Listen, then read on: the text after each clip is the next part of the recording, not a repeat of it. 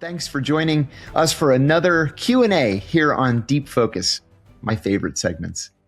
I also want to thank you, before I start, I want to thank you for getting us over that 100,000 subscriber milestone. That really means a lot for a bunch of different reasons. So thank you for doing that. The first question I have today is from cballer77. cballer77 says, "Hi, John. I understand you believe the CIA should be disbanded. However, if you were appointed CIA director tomorrow and told your one restraint was you could not disband the agency, what internal reforms would you take to improve its efficacy?" Fantastic question. Number one, I would significantly beef up the power, the strength, the manpower, and the authority of the Office of the Inspector General. You have to have an internal watchdog group that actually has teeth and can force changes. Number two, and this is something that I'm working on in the form of an analytic paper for one of the big Washington think tanks, is you've got to be able to prohibit the CIA from weaponizing or politicizing rather its analysis. I've mentioned a couple of times on podcasts that one of the big changes that was made to CIA analysis during the George W. Bush administration was politicization. And what I mean is the CIA's analysis is always very simple. It's fact and then comment. And the comment is just explaining the who, what, when, where, why, why this is important, the analysis. George W. Bush ordered that the CIA add a third section in everything that CIA analysts wrote. So it was fact, comment, and policy recommendation. That is exactly what the CIA is not supposed to do. It's not up to the CIA to make foreign policy. It's up to the president and the secretary of state to make foreign policy. And so the CIA should never, ever offer an opinion on what the U.S. government should do. The CIA's job is to implement the policy that the president comes up with. So serious inward look at inappropriate behavior, illegality, et cetera, And I'll add as an aside, the reason why the Office of the Inspector General was not able to stop the torture program was that the Office of the Inspector General was kept out of the torture program. The Inspector General had no idea that there was a torture program, and then finally was told of such a program in 2005, if you can imagine, fully 3.5 years after this program was implemented. We know that because the 2005 report was declassified in 2009 and released to the public. You can find it online.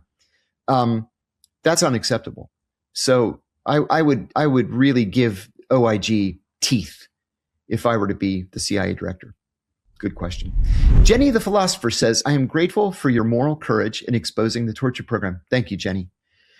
When you were in CIA training, did your instructors tell you that you could report illegal agency activities to the Inspector General? I worked for the Government Accountability Office, GAO, and they taught us that we could go to the IG if management didn't address our report of violations of law, agency protocol, or ethics. Why didn't you report the torture program to the IG? Were you afraid of retaliation? I actually did go to the IG, and the IG didn't have any idea what I was talking about. And so they dismissed me. I went to the IG on another issue. In 1996, at the very end of my time in Bahrain, the ambassador asked me to be the note taker in a meeting with the foreign minister. This was a normal thing. I did it at least once a month, whether it was the foreign minister, the defense minister, the prime minister, whomever. And at the very, very end of the interview, he said to the minister, he said, "Your Excellency, I have a rather sensitive issue to bring up." And he turned to me and he said, "Please stop taking notes." And he says, "One of my predecessors, Ambassador so-and-so, was here recently as a private citizen. And we understand that he was soliciting secret donations to the Bob Dole for President campaign. This is a serious violation of U.S. campaign finance laws. It's a felony in the United States. And I want to alert you to this and to ask you to ensure that nobody gives money to the Dole campaign." And the minister looks at me and he says, "You're not writing." And I said, "No, Excellency, I'm not writing." And he said, Yes, the ambassador came here and His Highness gave him $50,000 in cash. Okay, that's a felony. Clear-cut felony, 5 years in prison, mandatory minimum. So we get in the car to go back to the embassy, and the ambassador says to me, listen, that last thing, don't put that in the cable back to state. And I said, oh, okay. I mean, he was an ambassador. I was a 30-year-old nobody, 29 years old, whatever I was. And it bothered me. So my tour ended a few months later. I go back to CIA headquarters after a short R&R. And I kept thinking about this and thinking, this is wrong. Why do we have campaign finance laws if we're just going to pretend they don't exist? And so I called the Inspector General's office and I said, listen, I have information pertaining to a federal crime and I feel that I need to report it. So they told me, sure, come to the office. And I gave them the information. They wrote it down. They called me about 2 weeks later and they said that they had investigated it, that what I had given them was indeed reporting of a felony, and that they had referred it to the Justice Department for prosecution. In the end, the Justice Department didn't prosecute this former ambassador or the Bob Dole campaign. What they did is they threatened the former ambassador and the Bob Dole campaign, and the Dole campaign refunded His Highness's $50,000 donation, which of course had been laundered before making its way to the campaign. This kind of terrible crap goes on every single day in government. But yeah, when I went to the Inspector General, and I actually had a good contact in the Inspector General because I knew a woman there who had been inspecting wrongdoing in one of the posts in which I served, and I gave extensive testimony. And I went to her, and she's like, "Buddy, I don't know what the heck you're talking about. What torture program? We don't torture. Torture's against the law." And I'm like, "Okay, all right." I left it there. But you're right. At the first sign of trouble, what every government employee should do, no matter where you serve, is go to the Inspector General. Steve Curran, 3007, says, two regiments of the U.S. Army Infantry are preparing for deployment to Minnesota. Troops acclimated to cold weather combat tactics. Is it possible Minnesota is a smokescreen and that their real prep is for Greenland? Yeah. Can you believe we're even talking about this insanity? Yeah, sure. It's possible. I doubt it. My colleague Ted Roll and I had a conversation about this just this morning.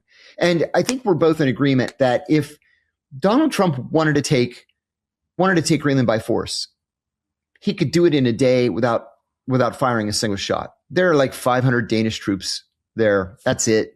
There are, I think, 15 French, 15 German, and the Germans are on their way back to Germany. Yeah, we just have to land the plane and just say, okay, this is ours now. We're recording this on the 21st of January. And about an hour ago, the president addressed the Chiefs of State Summit in Davos, Switzerland. It's not Chiefs of State, it's whatever it is, World Economic Forum. And he specifically said that the United States will not use force in Greenland. He said, we will have Greenland, meaning we'll buy it. This is a very Trumpian kind of tactic where you threaten to go completely off the rails like a crazy person.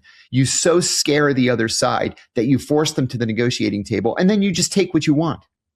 I think that's not going to work this time because the Germans are against us, the French are against us, the Brits are against us, the European Commission is against us. This would be an attack on a NATO country, which would actually invoke the NATO Charter. What is it, Article 5 or Article 6? I always confuse them. And our NATO allies would be compelled by treaty to take up arms against the United States and to fight us off in Greenland. With all that said, I wouldn't be surprised if we end up with some deal with the Danes to mine Greenland's rare earth metals. I think at the end of the day, that's what this really is about. It's about taking their rare earth metals. As an American, I'm embarrassed by this entire thing, but I think that's the direction that we're heading. Minnesota, I think, is political. There are 10 times more, illegal immigrants in Texas than there are in Minnesota. There are 20 times more in Florida than there are in Minnesota. But Minnesota is a Democratic state. And so I think this is just punishment for Minnesota not going for Donald Trump in the last election. I don't think it's about Greenland. Before we go on to the next question, I want to read an ad to our sponsors, and a big thanks to our sponsors. The Department of Justice launched an investigation recently into the Fed. Everybody knows that. Gold at the same time is surging past $4,500 an ounce. The national debt is up to $38.5 trillion with a T dollars. Meanwhile, the U.S. Treasury still values that gold at $42.22 an ounce. That hasn't changed since the Nixon administration. In 1934, gold revaluation instantly restructured the federal balance sheet. It could happen again, which would create hundreds of billions in instant value. The question isn't whether it's possible. Of course it's possible. It's being discussed right now, and you need to understand what to do when that happens. There's a new report that explores this. Trump's $24,000 panic button, that's what it's called, traces the quiet conversations happening about gold in Washington right now, how a reset might unfold, and what signals to watch. If you've wondered how financial power moves before the public notices, this explains it. Read the report or have a copy sent to you. Call 888-GOLD-053. That's 888-GOLD-053 and ask for your free copy, or go to johnlovesgold.com. Thank you. A question from JRB2280. JRB says, simple question. Did Trump make a deal with China and Russia, giving them Taiwan and Ukraine without U.S. intervention in exchange for Venezuela? Isn't that the $64,000 question? It just came to me. That show is actually before my time as well. The $64,000 question. It sure seems that way. I'm not saying yes. I think probably no. I'm not sure that foreign policy is that far-sighted, but I'll explain to those of our viewers who don't know what we're talking about. It seems that the U.S.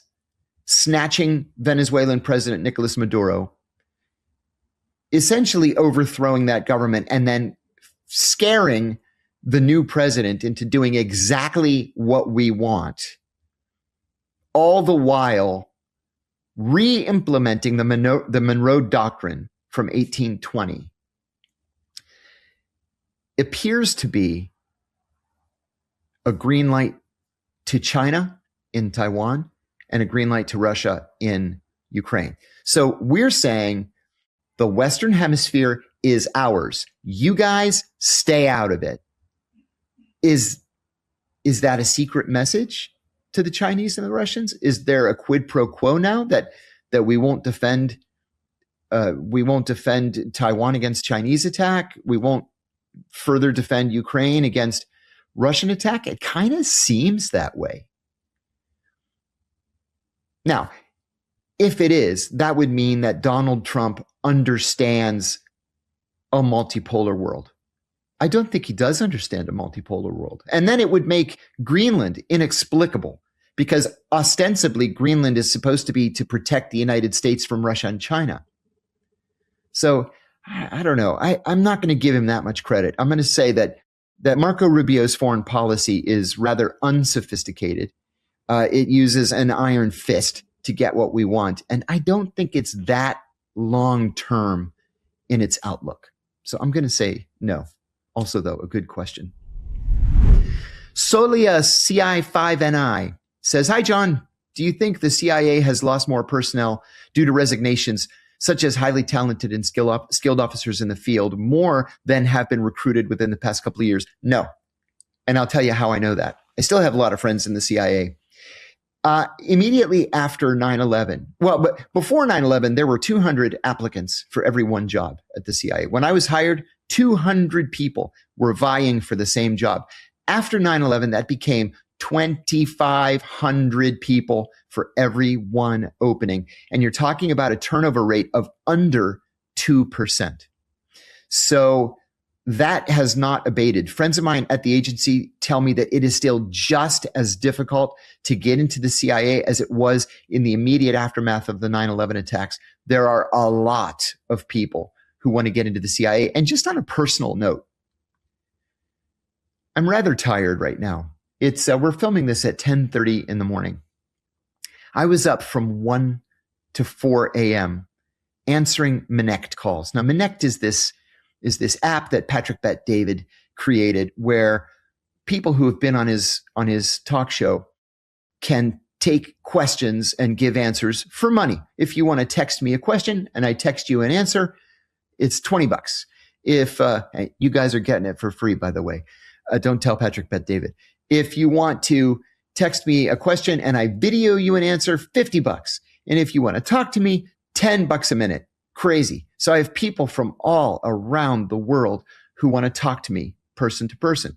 Some of them are in the Middle East or in East Asia, and the only time they can talk is 1 o'clock to 4 o'clock in the morning. So like an idiot, I set my alarm and I answer these Minute calls. I had 3 last night altogether, like 1, 1:15, and 2:30. And they all ask me the same question, which is very common. How do I get into the CIA? Well, number one, you're not going to get into the CIA because you're not an American citizen. So sorry. Number 2, languages, hard languages. The CIA doesn't care if you took Spanish, French, or German in high school. Nobody cares. Or Italian in the case of the Newcastle area school district. They care about Arabic, Farsi, Dari, Pashto, Urdu, Sindhi, Punjabi, Uzbek, Tajik, Korean, Mandarin, and Russian. If you speak one of those languages and you want to work at the CIA, you go to the very front of the line of applicants. Even if you can just say in, Tajik, hello, my name is John, my car is red, it has 4 doors. Front of the line. That's essentially what I tell people. But believe me, there is no shortage of applicants to the CIA.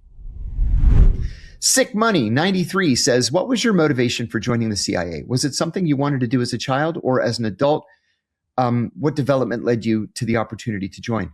That's a great question. And it's one actually that I get with some frequency. When I was 9 years old, I told my mom and dad that I wanted to be a spy when I grew up. And they thought that was kind of cute. And for Christmas that year, they bought me a set of walkie-talkies and a little vial of disappearing ink. So I could write letters in the disappearing ink. It would disappear. And then when you would put water on the page, the ink would come back. It was great stuff for a 9-year-old. The walkie-talkies, my then 7-year-old brother and I just loved playing with. When I was 16, I remember being in the car with my dad. We were driving down Old Plank Road past Fraser's Pond outside Newcastle, Neshannock Township. And I said, Dad, I decided that I want to be a spy in the Middle East when I grow up. He's like, oh my God, still with the spy stuff? Can't you just be like a dentist or something? I said, a dentist? No, I don't want to be a dentist. I said, I want to go to George Washington University in Washington. They have a degree in Middle Eastern Studies. It was one of 3 schools in all of America, along with Rutgers and Brigham Young, that had a degree in Middle Eastern Studies, but it was in the heart of Washington, 2 blocks from the White House. I said, I could do an internship on Capitol Hill or at the State Department, and I want to study Islam. They finally just accepted it. My dad actually called the University of Pittsburgh, where he got his PhD, and he got some literature for their Soviet studies program, and he got me an application. I'm like, Dad, I don't care about the Soviet Union, and I don't want to learn how to speak Russian. I want to speak Arabic, and I want to live in the Middle East. And then finally, by the time I was a senior in high school, they accepted the fact that this was not something I was going to grow out of. So I went to GW.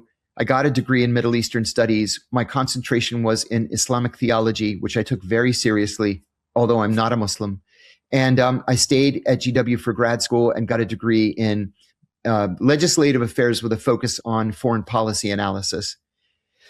And then I got recruited by the CIA in graduate school. I'm sure just about all of you know that story. I did it for a couple of very specific reasons. Number one, I wanted to see the world. I really did. And I have. I've been to 72 countries. I'm going to add a couple of new countries this year. But I really wanted to see the world, and I wanted to live in the Middle East, which I have done. I lived in the Middle East for years, and I loved every second of it. I got back from Kuwait last night at 6:00. I freaking love the place. In fact, I was talking to a Kuwaiti friend of mine, and he said, "Would you consider living in Kuwait?" I said, "Yes. Yes. Like right now. Why? Do you have an opportunity?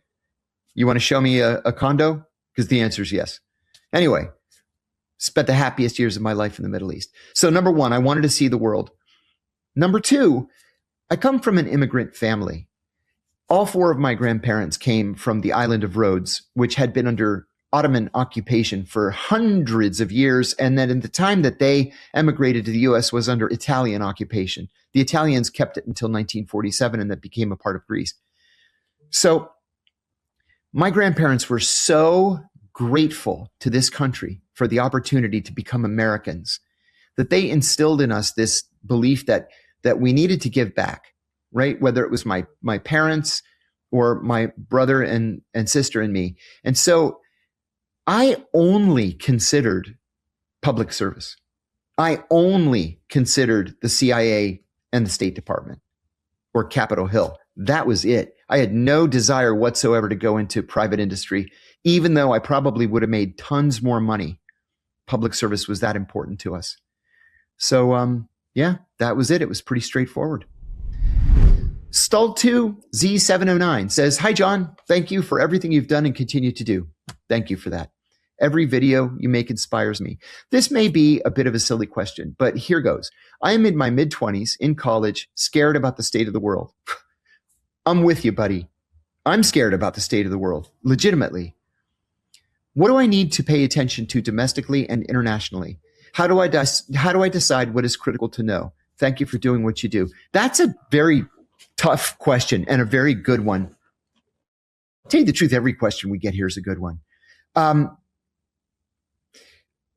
The answer is a little bit tough because we're going to have to break things into pieces. Number one, consume all the information that you can possibly consume. Of course, you're going to have to look at mainstream outlets like the Washington Post, the New York Times, CNN, even whatever, Fox, MSNBC, I don't care.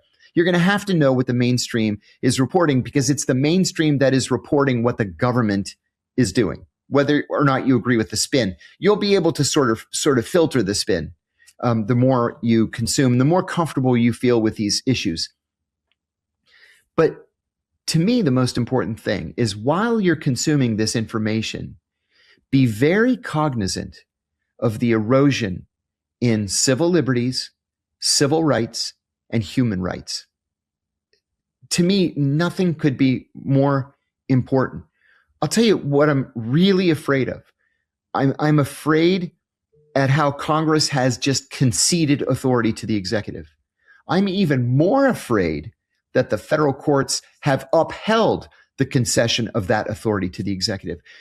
We have not had a president as powerful as Donald Trump, at least since Franklin Roosevelt was implementing the New Deal. But even then, on foreign policy, Congress was heavily involved. That was the last time Congress declared war, was on December the 8th, 1941, the day after the attack on Pearl Harbor. Congress hasn't declared a single war since. Every president has done this through his executive authority. Well, what really frightens me is, the Democrats went whole hog and charged Donald Trump with dozens and dozens of felonies, including violations of the Espionage Act. And then the Supreme Court said, no sitting president can be charged with a crime. Period. That was always just a Justice Department policy. It was a memo written during the Nixon administration. It was never recognized as a law. It's just that nobody challenged it on one side or the other until the Democrats forced Trump's hand, and he had to sue in the federal courts to overturn these indictments. And that's exactly what the courts did. It went all the way to the Supreme Court, and the Supreme Court won. Now, on the one hand, people are saying, oh, we need to prosecute Biden because of Hunter Biden. Well, guess what? You can't. You can't because Donald Trump ensured through the courts that you can't. So Forget about Joe Biden. Joe Biden's history. There's nothing you can do about him. Anyway, this frightens me very much. Greenland frightens me very much because we're talking about essentially an attack on a brotherly NATO country. The continuation of the US government to initiate coups around the world bothers me very much. The way we are in bed and in the nude with the Israeli government bothers me very much, especially since we appear to be the bottom in this relationship. So pay close attention to these developments, to the disintegration of our civil rights, civil liberties, and human rights, to the concession of our foreign policy to another government, and to what appears to be the resurgence of a neoconservative, neoliberal, military-first foreign policy. Thanks for that excellent question. And our final question is from ENFEBBN Flow. Hey, John, do you think that the US and Israel are purposefully causing social unrest in Iran to keep them underdeveloped? Furthermore, is Iran an actual threat to the US and Israel? So the answer to your first question is absolutely yes. In fact, the Israeli media have confirmed that just in the past week. The Israeli media, quoting an Israeli intelligence service source, say that it's the Israeli government that started these demonstrations in Iran through cutouts. The Israelis financed the MEK, for example, the Mujahideen Khalq, which is like ostensibly communist. It's not really communist. It's not really Islamist. It's more of a cult. It's run by this cult figure named Miriam Rajavi. It was considered to be a terrorist group until I think the Obama administration. And now both the Democrats and the Republicans have jumped in with both feet. Rudy Giuliani represented them in Washington. Hillary Clinton feted them at a big dinner here in Washington. Both parties are just in bed with the Mujahideen Khalq. Well, the Mujahideen are financed by the Israeli government, and they were the ones who started these demonstrations. They also took it upon themselves to set fire to 38 fire trucks in some of the big cities around Tehran, so that when they set buildings on fire, you can't put the fires out. And it just makes the situation worse. So yeah, I think the US and Israel are purposefully causing social unrest in Iran, yes. To keep them underdeveloped, yes, especially in the nuclear arena. Now, the CIA has issued 2 separate national intelligence estimates. I shouldn't say the CIA. The entire US intelligence community has issued 2 separate NIEs authored by the CIA and concluding that the Iranian government is not pursuing a nuclear weapon.